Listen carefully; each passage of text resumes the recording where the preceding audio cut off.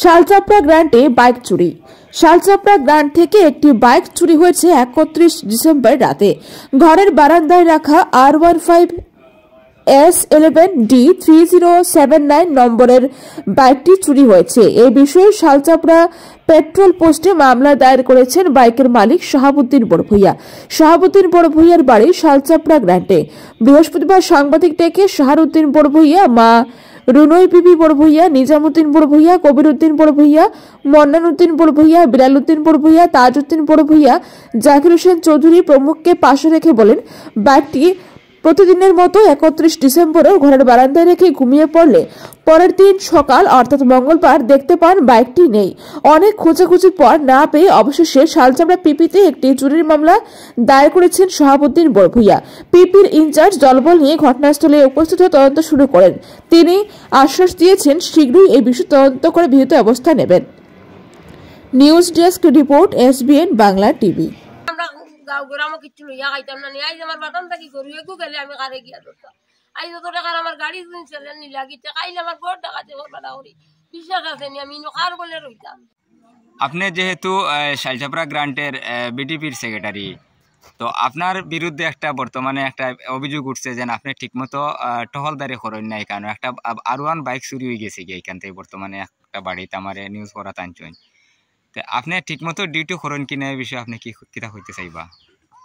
আসসালামু আলাইকুম, নমস্কার।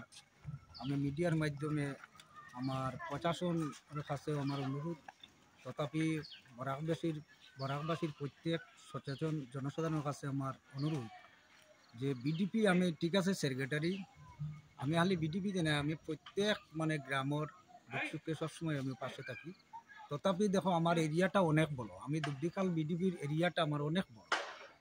বড় হইতে গিয়ে আমার এটা প্রশাসন বাইদারে জানেন যে এই এলাকাটা আগে কীরকম আসলো, কিন্তু আমি বিডিপি হওয়ার বাড়তে অনেক শান্তি হয়ে গেছে। আজকে অনেক দিন থেকে আমার এলাকায় কোনো চুরি চারি নাই।